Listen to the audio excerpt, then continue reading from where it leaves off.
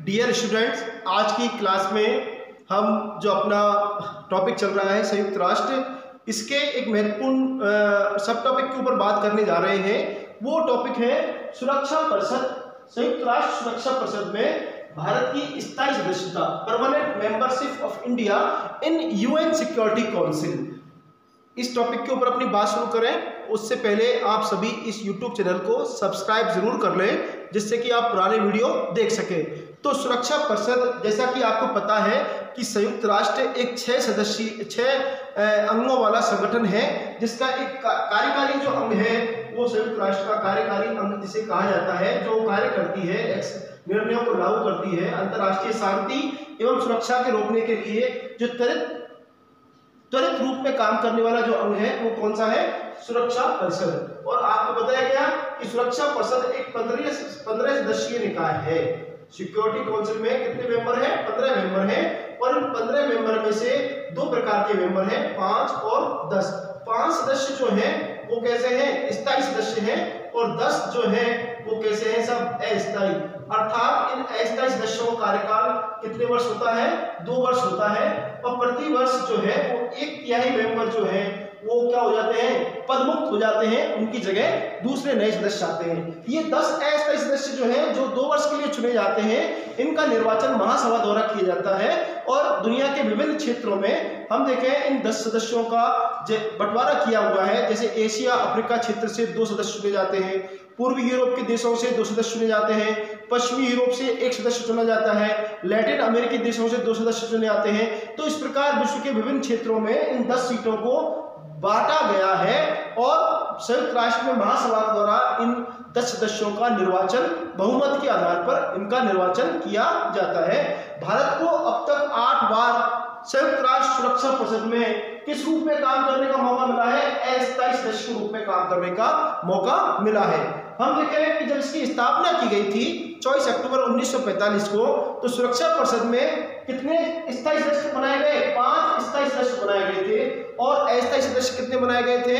अस्थायी सदस्य देखें हम 6 बनाए गए थे, 11 सदस्य हैं। बाद में 1965 में इस संख्या को बढ़ा दिया गया।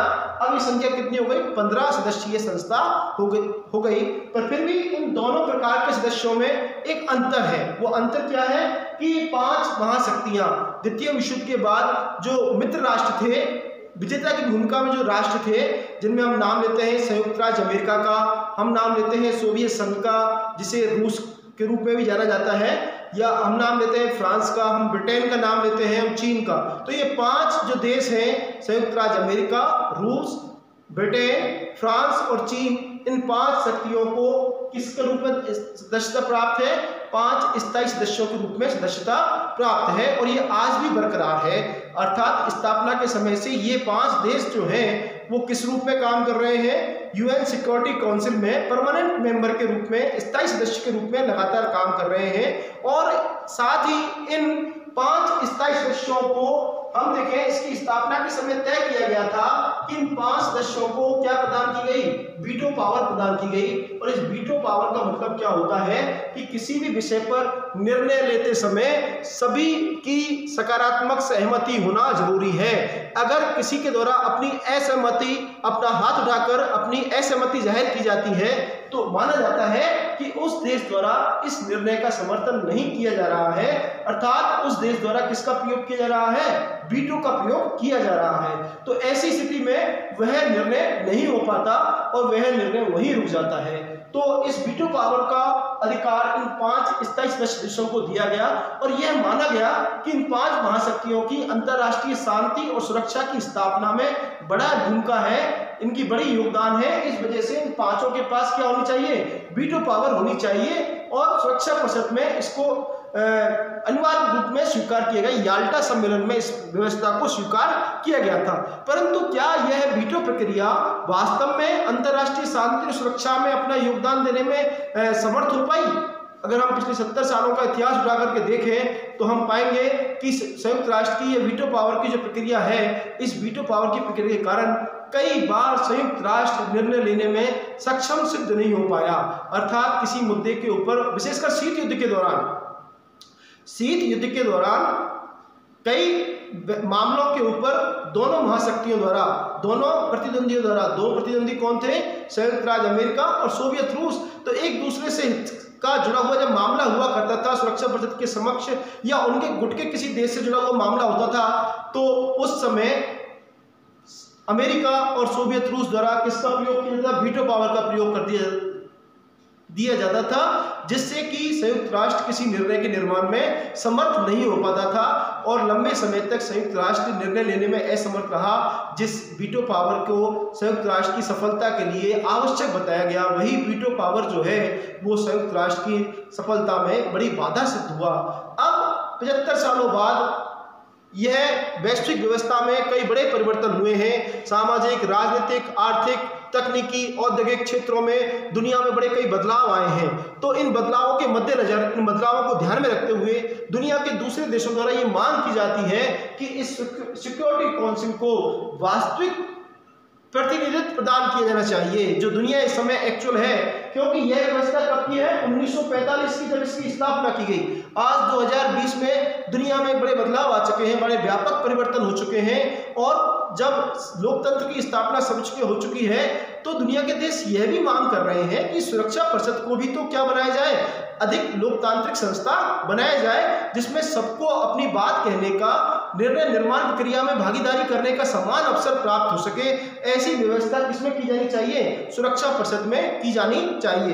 तो भारत, जो कि एशिया की एक उभरती हुई शक्ति है, उसके द्वारा भी इस बात की प्रबल दावेदारी की जाती है कि उसे भी क्या मिलनी चाहिए? सुरक्षा परिषद में स्थायी सदस्यता मिलनी चाहिए, परमानेंट मेंबरशिप मिलनी चाहिए। इस बात की मांग लंबे समय से किसके द्वारा की जा रही है? भारत के द्वारा की जा रही है। अर्थात भारत की विदेश नीति का यह एक प्रमुख राष्ट्रीय हित है कि भारत सुरक्षा परिषद में या वैश्विक मामलों के समाधान में, वैश्विक मामलों निर्णयों के निर्माण में इसको एक प्रभावशाली भूमिका प्राप्त होनी चाहिए। यह भारत की विदेश नीति का एक महत्वपूर्ण उद्देश्य भी है।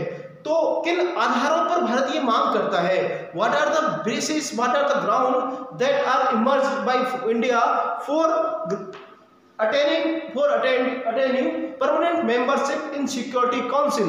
तो हम देखें कि साहब, भारत द्वारा ये कहा जाता है, अपनी परमानेंट मेंबरशिप के लिए कहा जाता है कि दुनिया की अगर अर्थव्यवस्थाओं को देखा जाए, तो दुनिया की अर्थव्यवस्थाओं के आकार के आधार पर अगर हम बात करें, तो दुनिया के अर्थव्यवस्थाओं में आकार के आधार पर भारत की अर्थव्यवस्था जो है वो 6ठे स्थान पर आती है। और हम देखें, अगर क्रय क्षमता के आधार पर, क्रय पीपीपी के आधार पर अगर हम बात करें, क्रय क्षमता के आधार पर हम बात करें, तो भारत की अर्थव्यवस्था 4थे स्थान पर आती है। इसके अलावा हम देखें कि संयुक्त राष्ट्र के जो उद्देश्य हैं, संयुक्त राष्ट्र के जो सिद्धांत हैं, उन चार्टर है, उनके पालना में भारत का जो ट्रैक रिकॉर्ड रहा है, भारत का जो ट्रैक रिकॉर्ड रहा है, वो बड़ा संयुक्त राष्ट्र के प्रति क्या रहा है? सकारात्मक रहा है। अर्थात अंतर्राष्ट्रीय शांति और सुरक्षा की स्थापना के लिए भारत ने सदैव सकारात्मक भूमिका का निर्वहन किया है। चाहे वो कोरिया संकट हो, या पंचशील सिद्धांत हो, या गुटनिरपेक्षता की नीति हो, या भारत की विदेश नीति में रंगभेद का विरोध हो, या उपनिवेशवाद की समाप्ति हो, ये सभी पहलू जो हैं, या नई अंतर्राष्ट्रीय अर्थव्यवस्था की स्थापना, न्यू इंटरनेशनल इकोनॉमिक ऑर्डर, जो कि संयुक्त राष्ट्र का एक प्रमुख उद्देश्य भी है, इन सभी उद्देश्यों की प्राप्ति के लिए भारत की विदेश नीति हमेशा से तत्पर रही है, उनका समर्थन किया है। तो इस आधार पर भी हम देखें, संयुक्त राष्ट्र संघ द्वारा दुनिया भर में वैश्विक संकटों को, संघर्षों को रोकने के लिए जो शांति अभियान भेजे जाते हैं, पीस कीपिंग फोर्स भेजी जाती है, या सैनिक कार्रवाई की जाती है, तो उन शांति अभियानों एवं सैनिक अभियानों में बड़ी मात्रा में जो सैनिकों का योगदान जो दिया जाता है, वो योगदान किसके द्वारा दिया जाता है? भारत के द्वारा दिया जाता है। तो इस रूप में भी भारत की भूमिका सुरक्षा परिषद में क्या रही है? प्रभावशाली रही है। दुनिया भर में जो और भी समस्याएं हैं, चाहे वो आतंकवाद की समस्या है, जलवायु परिवर्तन की समस्या है, या निशस्त्रीकरण के रोकने के लिए, या रासायनिक या जैविक हथियारों को रोकने के लिए जो वैश्विक वार्ताएं दुनिया भर में आयोजित की जाती हैं, उन वार्ताओं में हमेशा एक जिम्मेदार और सक्रिय राष्ट्र के रूप में भूमिका हमें किसकी देखने को मिलती है? भारत की देखने को मिलती है। तो या विकासशील देशों को विकास के लिए योगदान देने में, अंकटाड को बड़ी मात्रा में प्रोत्साहन देने में भारत की विदेश नीति का अगर हम योगदान देखें, तो वह भी बड़ा प्रभावशाली है। और भारत की विदेश नीति की योगदान के साथ साथ हमें अन्य पहलुओं पर भी चर्चा करनी होगी कि दुनिया का सबसे बड़ा, अगर हम लोकतंत्र देखें, दुनिया का the most largest democracy of the world is Indian democracy, जिसमें बड़े शांतिपूर्ण तरीके से सत्ता का हस्तांतरण बड़ी आसानी के साथ हो जाता है। तो ऐसी सबसे बड़े लोकतांत्रिक देश को इस निर्णय निर्माण प्रक्रिया से, जो कि जनसंख्या के आधार पर दुनिया का दूसरा बड़ा देश है, जो दक्षिण एशिया क्षेत्र की एक महाशक्ति है, उस देश को अंतर्राष्ट्रीय मामलों के निर्णय निर्माण से वंचित रखना यह उचित प्रतीत नहीं होता। तो ये आधार है जिन आधारों पर अंतर्राष्ट्रीय व्यवस्था में भारत मांग करता है कि उसे एक सम्मानजनक भूमिका मिलनी चाहिए। और भारत ही नहीं, अभी तो दूसरे और देश भी हैं जो इस बात की मांग करते हैं, जिनमें प्रमुख तौर पर हम देखें जापान है, हम देखें जर्मनी है। जापान जो कि दुनिया की एक बड़ी आर्थिक ताकत है, जर्मनी जो हम देखें दुनिया की बड़ी तकनीकी क्षेत्रों में, इससे औद्योगिक क्षेत्रों में काफी बढ़त हासिल है। हम ब्राजील की बात करें जो कि दक्षिण अमेरिका क्षेत्र की बड़ी शक्ति है, और हम भारत की बात करें तो भारत भी एशिया महाद्वीप की अर्थव्यवस्था के आधार पर, जनसंख्या के आधार पर और उसके योगदान के आधार पर एक बड़ी शक्ति है। तो ये चारों देश अनौपचारिक तौर पर अपने आप को जुड़ा हुआ पाते हैं। क्यों? क्योंकि ये चारों देशों का उद्देश्य समान है, और वो उद्देश्य क्या है? सुरक्षा परिषद में क्या प्राप्त करना? स्थायी सदस्यता प्राप्त करना। तो इन चारों देशों ने अपने आप को अनौपचारिक तौर पर जोड़ रखा है, और ये जोड़ाव किस रूप में दिखाई देता है? G4 के रूप में, ग्रुप 4 के रूप में दिखाई देता है। तो कई बार पूछा जाता है ग्रुप 4 G4 क्या है? तो G4 इन चार देशों का, कौन से देशों का? जापान, जर्मनी, ब्राजील और भारत, जो कि सुरक्षा परिषद में क्या प्राप्त करना चाहते हैं? स्थायी सदस्यता प्राप्त करना चाहते हैं। उनका एक अनौपचारिक संगठन है। तो इस आधार पर भारत को जो सुरक्षा परिषद में स्थायी सदस्यता की जो बात की जाती है, वो इस आधार पर की जाती है कि भारत वैश्विक चुनौतियों के समाधान में एक बड़ी महत्वपूर्ण भूमिका निभा सकता है, चाहे वो आतंकवाद की समस्या है, या आतंकवाद को रोकने की, या जलवायु परिवर्तन से होने वाले नुकसान है, या वैश्विक जो महामारी है। क्योंकि भारत अब तकनीकी, औद्योगिक, वैज्ञानिक, अंतरिक्ष आदि क्षेत्रों में काफी वृद्धि कर चुका है। उसकी अर्थव्यवस्था का आकार निरंतर बढ़ता हुआ जा रहा है। उसने वैश्वीकरण के आधार पर अपनी अर्थव्यवस्था को दुनिया के दूसरे देशों के साथ पर्याप्त रूप से जोड़ लिया है। उसने विकासशील देशों की समस्याओं को समझा है, और वो सदैव किसका समर्थन करता हुआ आ रहा है? सब new international economic order, neo का समर्थन करता हुआ आ रहा है। और वह हमेशा मानव अधिकारों के प्रति उसका जो रिकॉर्ड रहा है वह बड़ा साफ सुथरा रहा है। और मानव अधिकारों की स्थापना के लिए हम देखें जो भी संयुक्त राष्ट्र द्वारा प्रयास किए गए, उन प्रयासों का सदैव सकारात्मक समर्थन भारत द्वारा किया गया। भारत ने अपने यहाँ 1993 में 1993 में मानवाधिकार आयोग, राष्ट्रीय मानवाधिकार आयोग की स्थापना में की, और ये मानवाधिकार आयोग भारत में मानवाधिकारों की स्थापना के लिए निरंतर सकारात्मक योगदान। तो इन सब के आधार पर हम कह सकते हैं कि विश्व शांति और सुरक्षा की स्थापना में भारत का योगदान पूरी तरह से क्या है? प्रभावशाली है, सकारात्मक है। तो इन आधारों पर भारत को सुरक्षा परिषद में वर्तमान में क्या मिलनी चाहिए? स्थायी सदस्यता मिलनी चाहिए। भारत के साथ अन्य जो शक्तियां हैं इनको भी सुरक्षा परिषद में स्थायी सदस्यता प्रदान, इसके चार्टर में आवश्यक संशोधन करके, यह प्रयास समय की मांग है। और अगर इन देशों को सुरक्षा परिषद में स्थायी सदस्यता प्राप्त हो पाती है तो इसके लिए जरूरी है कि ये पांचों स्थायी सदस्य देश क्या होने चाहिए? सकारात्मक रूप से सहमत होने चाहिए। तो अगर ऐसा हो पाता है, अगर किया जाता है, तो निश्चित रूप से किसकी भूमिका में सुधार होगा? संयुक्त राष्ट्र की भूमिका में सुधार होगा। संयुक्त राष्ट्र अपने आप को और अधिक प्रासंगिक बना पाएगा। धन्यवाद।